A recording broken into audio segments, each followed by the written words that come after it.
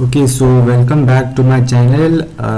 तो जो पिछली बार मैंने पिछली दो वीडियोस डाली थी उसमें कुछ गड़बड़ियाँ थी, जैसे कि कंटेंट सही नहीं होना, बाकी वो आवाज़ सही नहीं थी। तो मैं अभी उनको रीमेक कर रहा हूँ ताकि सब कुछ सही हो जाए, सब कुछ सॉर्ट आउट हो जाए। यहाँ पे थोड़ी सी गड़बड़ हो गई। प्रोग्रामिंग एंड जावा, तो आज का टॉपिक वही अपना पुराना इंट्रोडक्शन टू प्रोग्रामिंग इन जावा। सो सबसे पहला जो हम इस आज चीज़ पढ़ेंगे उसका नाम है व्हाट इज प्रोग्रामिंग। जावा पढ़ने से पहले ये बात समझनी बहुत ज़रूरी है कि आखिर प्रोग्रामिंग है क्या। क्योंकि आप जैसे कि इंग्लिश पढ़ते हैं तो आपको उसका यूज़ भी तो पता है कि इंग्लिश के कहाँ कहाँ यूज़ होता है। जैसे अगर आप फॉरेन में जाते हैं या तो आप किसी ऑफिस में बात करते हैं तो आपको इंग्लिश की ज़रूरत पड़ती है। वैसे ही जावा या फिर किसी प्रोग्रामिंग लैंग्वेजेस को पढ़ने से पहले हमको ये जानना चाहिए कि आखिर प्रोग्रामिंग होती क्या है, उसके यूजेस क्या हैं। तो प्रोग्रामिंग का एक day to day life example देने के लिए मान लीजिए आप मेरे ओनर हैं, जैसे कि मैं एक मशीन हूँ और आप मेरे ओनर हैं। तो अगर आप बोलेंगे कि जो पेन है उसका ढक्कन खोलो, तो मैं बोलूँगा कि ठीक है पेन का ढक्कन तो खोल देंगे, पर खोलेंगे तो खोलेंगे कैसे। दिक्कत ये होगी क्योंकि आपने मेरे को बस इतना बोला कि पेन का ढक्कन खोलो, अब कैसे खोलो ये तो आपने नहीं बताया ना। तो अब यहाँ पे आ गई दिक्कत। अब आपको ये भी बताना पड़ेगा कि पेन उठाओ, जो पेन में ढक्कन लगी हुई है वो पेन के ऊपर होती है, ठीक है। जो पेन के ऊपर जो ढक्कन होती है उसे खोलो। तो मैंने पेन का ढक्कन खोल दिया। तो जैसा कि आपने देखा, आपने बस एक लाइन जब बोली थी कि पेन का ढक्कन खोलो, तो मैंने नहीं खोला क्योंकि मैंने बोला ठीक है मैं पेन का ढक्कन तो खोलूंगा, पर पेन क्या है ढक्कन क्या है ये मुझे नहीं पता। उसके बाद आपने बोला कि तुम्हारे बगल में एक पेन रखी हुई है, उसे उठाओ, जो नीली रंग की चीज़ है उसे पेन कहते हैं, उसे उठाओ, उस पर जो ऊपर गोल मटोल लगा हुआ है उसे ढक्कन कहते हैं, उसे खोलो। तो हाँ मैंने पूरी बात सुनी, ठीक है, हाँ भैया ये यहाँ पे पेन है, यहाँ पे कुछ लंबी सी चीज़ पड़ी हुई जिसे पेन कहते हैं, उसके ऊपर कुछ गोल गोल टाइप का लगा जिसे ढक्कन कहते हैं, चलो उसको भी उठा देते हैं। तो आपने जैसे कि सिंगल लाइन में नहीं मारा क्योंकि मेरे को सिंगल लाइन समझ नहीं आई, और जब आपने मेरे को स्टेप बाय स्टेप बताया तो मैं समझ गया। सेम चीज़ प्रोग्रामिंग में भी होती है। अगर आप कहेंगे कि एलिमेंट्स को सॉर्ट करो, तो एलिमेंट्स को मैं सॉर्ट तो कर दूंगा, पर करूंगा कैसे। मान लो 1 2 32 45 56 और फिर तो आपने मेरे को इतने सारे एलिमेंट्स दे दिए, आप मुझे ये कह रहे हैं कि डिसेंडिंग ऑर्डर में सॉर्ट करो। तो मैंने बोला ठीक है कर तो देंगे। उसके बाद मैंने एरर्स निकालने शुरू किए। भैया तुमने मेरे को कुछ बताया नहीं कि डिसेंडिंग ऑर्डर में सॉर्ट कैसे करते हैं, तो मैं कैसे करूँ तुम्हें बताओ। तो उसके बाद उसने बोला, जो मेरा प्रोग्रामर है उसने मुझे बोला कि ठीक है सबसे बड़ा वाला नंबर लो। मैंने बोला ठीक है ले लिया, ठीक। उसके बाद उसने बोला कि बाकी सारे नंबर्स को उससे कंपेयर करो। मैंने बोला ठीक है हाँ ये भी समझ आ रहा है। उसके बाद उसने बोला कि उससे जो भी छोटा पड़े, उससे जस्ट छोटा पड़े, मतलब सारे एलिमेंट्स को स्कैन करो, उसमें से जो भी उसके जस्ट बगल में पड़े छोटा पड़े उसको प्रिंट कर दो। ठीक है, तो मैंने बोला ठीक है। और उस प्रोग्रामर ने बोला इसी स्टेप को 4 बार और कर दो। मैंने बोला ठीक है। तो अब रिजल्ट क्या आएगा, 45 32 13 और 1। तो इसी तरह से मैंने मैंने सारे एलिमेंट्स को सॉर्ट कर लिया। तो ये एक बेसिक आइडिया था प्रोग्रामिंग का कि आपको स्टेप बाय स्टेप बताना पड़ता है कि आपकी मशीन को करना क्या है। तो अब प्रोग्रामिंग से पहले भी एक और चीज है, algorithms and flow charts. Algorithms and flow charts. तो एल्गोरिदम एंड फ्लो चार्ट्स होते हैं, एल्गोरिदम्स जैसे कि मैंने बताया स्टेप बाय स्टेप इंस्ट्रक्शन देना है। तो एल्गोरिदम्स आप कह सकते हैं स्टेप बाय स्टेप इंस्ट्रक्शन होता है। प्रोग्रामिंग भी सेम ही चीज़ होती है, बस उसको कोड जैसे कि एक स्टाइल में लिखा जाता है कि प्रिंट ऐसे, ये ऐसे, ये ऐसे। तो एल्गोरिदम क्या होता है, इसका भी एग्जांपल दे देते हैं। फॉर एग्जांपल हमको चाय बनानी है, तो स्टेप 1 हमको चाहिए बर्तन, ठीक है, मैंने बर्तन ले लिया। स्टेप 2 उसमें डालो पानी। स्टेप 3 उसमें डालो चाय, नहीं उसको करो गैस पे चढ़ाओ, तो मैंने उसको गैस पे चढ़ा दिया। स्टेप 4 चाय पत्ती डालो, मैंने चाय पत्ती भी डाल दी। स्टेप 5 दूध डालो, मैंने दूध भी डाल दिया, शुद्ध गाय का देसी दूध। स्टेप 6 उसके बाद हमको डालनी है चीनी। उसके बाद step 7 let it boil. Step 8 उसके बाद एक फिल्टर लो और छान लो, वो छानते हैं ना, चाय छानते हैं ना, वैसे ही छान लो। उसके बाद जो लास्ट स्टेप है, step 9 serve in a cup. उसके बाद एंड।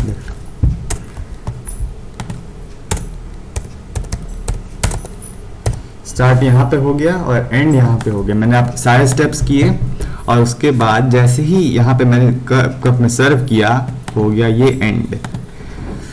तो अब आते हैं फ्लो चार्ट्स पे। जैसे कि एल्गोरिदम्स जो होते हैं उनको स्टेप बाय स्टेप लिखा जाता है। फ्लो चार्ट्स क्या होते हैं कि उनको ग्राफिकली बनाया जाता है। बेसिकली एल्गोरिदम होते हैं पर उनको ग्राफिकली बनाया जाता है। उसका एक एग्जांपल देख लेते हैं।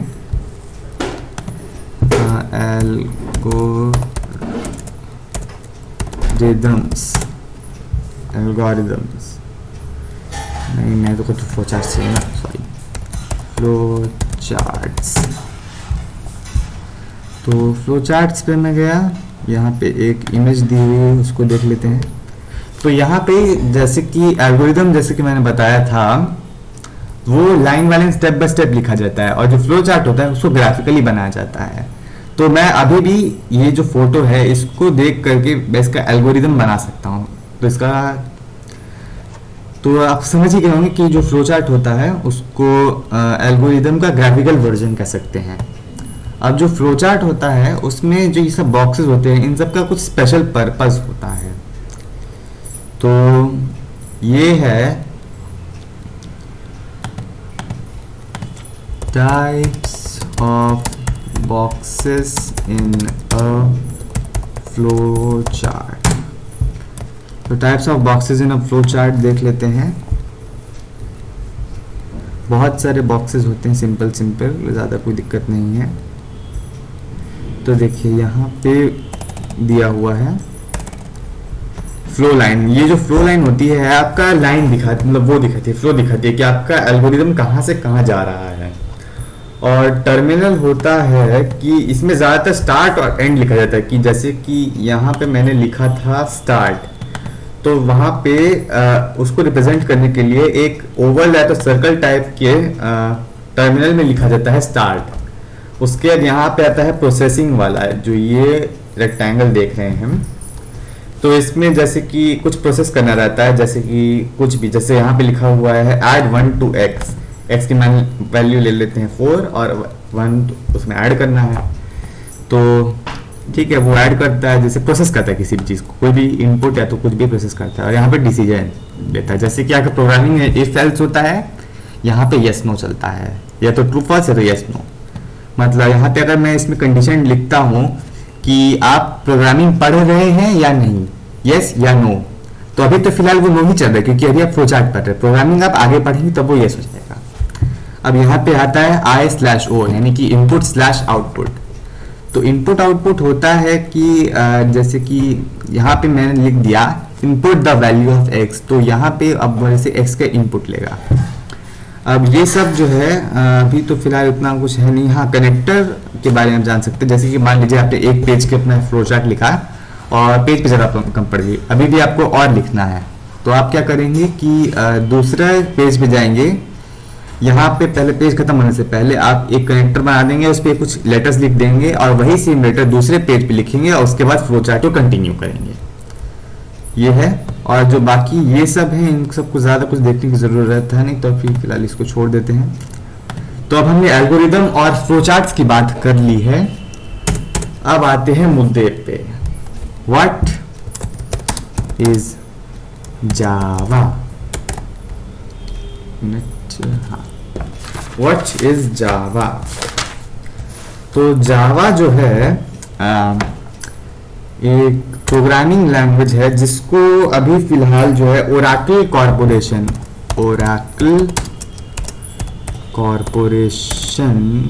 चलाती है। मतलब अभी ओरेकल कॉरपोरेशन उसको मेंटेन करती है। उससे पहले उसका डेवलपमेंट करती थी Sun micro systems, Vinod Khosla वाली। पर दिखा देते सन माइक्रो सिस्टम्स कौन है। सन माइक्रो सिस्टम्स, ये देखिए यहाँ पर देखिए फाउंडर्स, यहाँ पे विनोद खोसला दिया हुआ है क्योंकि विनोद खोसला जी उनके फाउंडर्स थे। तो सन माइक्रो सिस्टम्स के अंडर ही जावा बना था। उसके बाद फिर जावा को अब ओरेकल वो करता है, ऑपरेट करता है। तो इसकी हिस्ट्री अभी थोड़ा देखते हैं। अब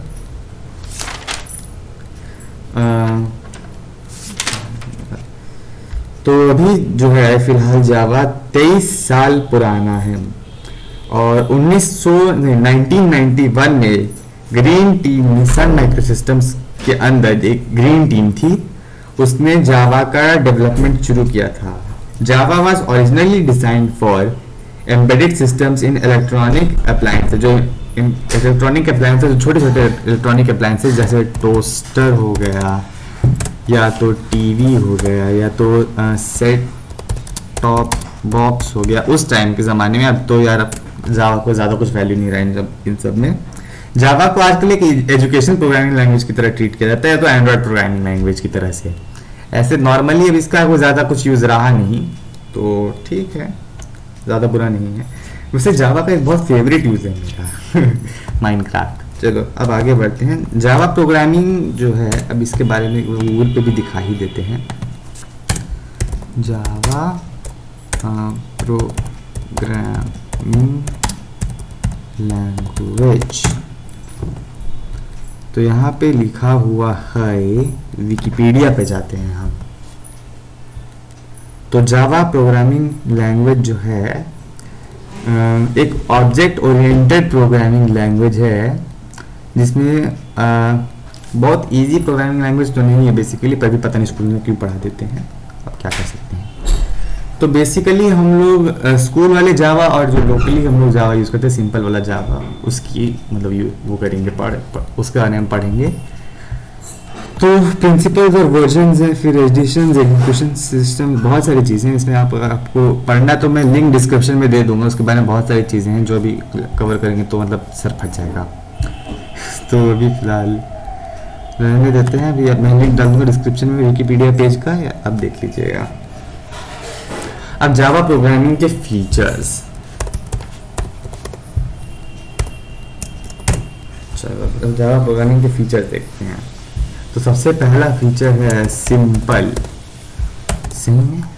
पता नहीं है, सिंपल तो हमको कहीं नहीं लगा। रॉबस्ट, हाँ रॉबस्ट तो है। ऑब्जेक्ट ओरिएंटेड, अब ऑब्जेक्ट ओरिएंटेड क्या है? ऑब्जेक्ट ओरिएंटेड क्या है, चलिए ये भी दिखा देते हैं। OOPs,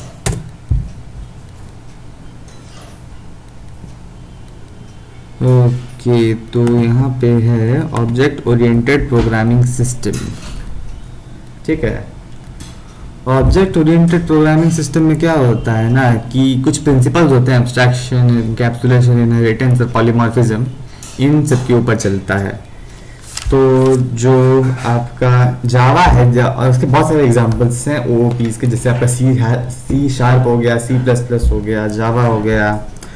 और जैसे कि अगर आपको कोई एग्जांपल चाहिए, पीओपी जिसे कहते हैं प्रोसेस ओरिएंटेड प्रोग्रामिंग, तो वो जो है जैसे सी हो गया, सी को मदर ऑफ ऑल लैंग्वेजेस कहा जाता है।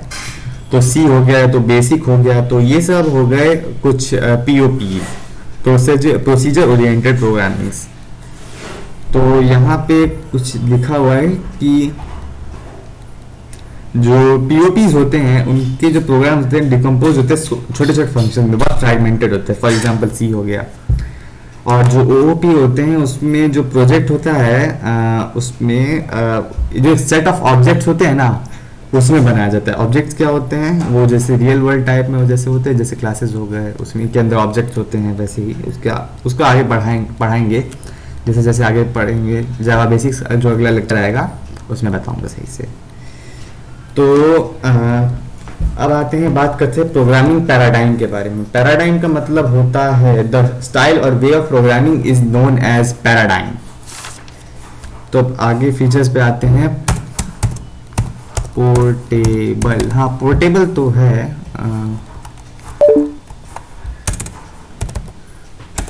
पोर्टेबल। तो पोर्टेबल का मतलब ये कहना है कि आप एक जावा प्रोग्राम कहीं पे भी रन कर सकते हैं। जैसे कि अगर मैं अभी लिनक्स पे चला रहा हूँ, जैसे मान लीजिए कि मैंने कोई जार फाइल बनाई, तो डॉट जावा फाइल बनाई, मैंने उसको कंपाइल किया लिनक्स में और मैंने उसको रन किया लिनक्स में।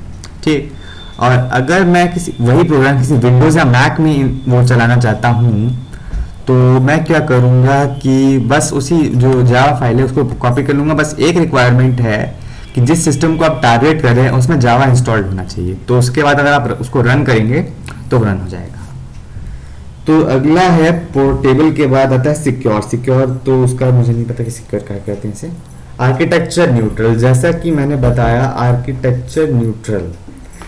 आर्किटेक्चर न्यूट्रल का मतलब कि ये कहीं पे भी रन कर सकता है। जैसे कि आर्म जो होते हैं, ARM64 जो आपके मोबाइल में यूज होते हैं, तो जो एंड्रॉयड होता है वो बेसिकली उसके जो एंड्रॉयड एप्लीकेशन होते हैं, जैसे कि आप मान लीजिए गूगल ऐप हो गया या तो यूट्यूब हो गया, तो जो ज़्यादातर एंड्रॉयड ऐप्स जावा पे ही बनते। तो बेसिकली यहाँ पे एक पॉइंट प्रूव हो गया। जैसे और यहाँ पे हम लिनक्स पे भी रन कर सकते हैं उसको x64 के ऊपर, जो इंटेल x64 होता है, नहीं AMD x64 होता है ना, वो क्या कहते हैं, इंटेल का तो x86 था, तो x86-64 होता है कुल मिला करके। तो दोनों में रन कर सकते हैं। और मल्टी थ्रेडेड है, इंटरप्रेटेड है, डायनामिक है, प्लेटफॉर्म इंडिपेंडेंट है। हाँ, प्लेटफॉर्म इंडिपेंडेंट का मतलब ये हुआ कि वो किसी भी प्लेटफॉर्म पे चल सकता है। यहाँ पे लिनक्स पे चल सकता है, फिर वहाँ पे मैकओएस पे चल सकता है, विंडोज पे चल सकता है। तो इतना बात हमने कर लिया। अब आते हैं प्रोग्रामिंग लैंग्वेजेस के ऊपर। तो जो प्रोग्रामिंग लैंग्वेजेस होते हैं ना, वो 3 तरह के होते हैं, मशीन लेवल, असेंबली लेवल और हाई लेवल। ठीक, सबसे पहले बात करते हैं मशीन लेवल। तो मशीन लेवल का कुछ ज़्यादा बकवास करना नहीं है, वो बेसिकली आपका हार्डवेयर समझता है। और बेसिकली वो क्या होता है, बाइनरी होता है 101010 और क्या, तो उसके बारे में ज़्यादा बात करनी नहीं है। असेंबली लेवल थोड़ी सी सिंपल पर थोड़ी कॉम्प्लेक्स भी होती है। Add X Y move to A ऐसे करके बहुत ही अजीब से कॉम्प्लेक्स टाइप की होती है, इसमें कुछ स्ट्रक्चर नहीं होता सही से। तो सबसे ज़्यादा कंसिडरेबल होती है, इन सब में से ज़्यादा होती है हाई लेवल की, वो थोड़ी समझने में ईजी होती है। तो जो हाई लेवल प्रोग्रामिंग लैंग्वेजेस होती हैं, इंटरप्रेटर या तो कंपाइलर की मदद से मशीन लेवल लैंग्वेजेस में कन्वर्ट होती हैं ताकि वो आपके हार्डवेयर समझ पाए। तो और जो असेंबली लेवल लैंग्वेजेस होती हैं वो असेंबलर से कन्वर्ट होकर के आपके मशीन लेवल में जाती हैं। तो आते हैं इंटरप्रेटर और कंपाइलर पे। तो इंटरप्रेटर जो होता है, जैसे मान लीजिए मैं यहाँ पे हिंदी बोल रहा हूँ और मुझे इंग्लिश नहीं आती है, तो मेरे बगल में एक इंसान बैठा रहेगा जो इंग्लिश और हिंदी दोनों बोल सकता है, और जिसको इंग्लिश समझ वो जिसको इसे इंग्लिश समझ आती है और हिंदी समझ नहीं आती, वो दूसरी साइड बैठेगा। मैंने कुछ फुसफुसाया अपने ट्रांसलेटर के को, और उसने वही चीज को इंग्लिश में कन्वर्ट करके जो दूसरा बंदा बैठा हुआ है, अमेरिकन मान लेते हैं उसको, उसको बोल देता है। तो यही सेम चीज यहाँ पे भी होती है। मैंने हाई लेवल पे लिखा वो लैंग्वेज, और वो गया इंटरप्रेटर के पास। इंटरप्रेटर ने उसको बाइनरी यानी कि मशीन कोड में कन्वर्ट किया और उसे हमारे हार्डवेयर को दे दिया कि जाओ इसे यूज करो। और कंपाइलर की बात करते हैं तो मैं मान लीजिए कि मैंने एक खत लिखा हिंदी में, तो जो मेरा कंपाइलर होगा वो क्या करेगा कि वो मेरा खत लेगा, उसके बाद उसको पढ़ेगा, उसके बाद वो एक और खत लिखेगा, मतलब अंग्रेजी में वो खत लिखेगा, और उसके बाद वो अमेरिकन को दे देगा। तो ये कंपाइलर हो गया। ठीक, अब इंटरप्रेटर और कंपाइलर में एरर कैसे पकड़ाते हैं? इंटरप्रेटर में जैसे कि आप कोई भी लाइन लिखते हैं, इसमें गड़बड़ी पकड़ाती है तो तुरंत वो बता देता है कि हाँ यहाँ पे गड़बड़ी पकड़ाई है। कंपाइलर में क्या होता है कि जो कंपाइलर होता है, जैसे कि तुमने पूरा प्रोग्राम बनाया, उसमें वो कुछ नहीं कहेगा, जैसे ही कंपाइल करोगे ना गालियां बकना शुरू। तो इतना हो गया। तो फिलहाल तो आज के लिए लेक्चर के लिए बस इतना ही। आगे देखते हैं, अभी कल थोड़ा और जावा पढ़ाएंगे और थोड़ा सा और इंट्रोडक्शन देंगे, थोड़ा सा और वो करेंगे, थ्योरी वेरी करेंगे। उसके बाद हम थोड़ा सा इंस्टॉलेशन देखेंगे कि जावा कैसे इंस्टॉल करते हैं। तो अभी के लिए थैंक यू। जाने से पहले वीडियो को अगर लाइक या डिसलाइक करना है वो टोटली आपके ऊपर है, बाकी शेयर कर दीजिएगा, कमेंट करना है, कुछ सजेशन है तो कर दीजिएगा, और सब्सक्राइब करना है तो कर दीजिएगा। क्या दिक्कत है? वैसे वो फ्री है, सब्सक्राइब करना फ्री है, तो सब्सक्राइब कर दीजिए। बाकी अगर अनसब्सक्राइब करने का मन करता है तो वो भी कर दीजिए, कोई दिक्कत है नहीं।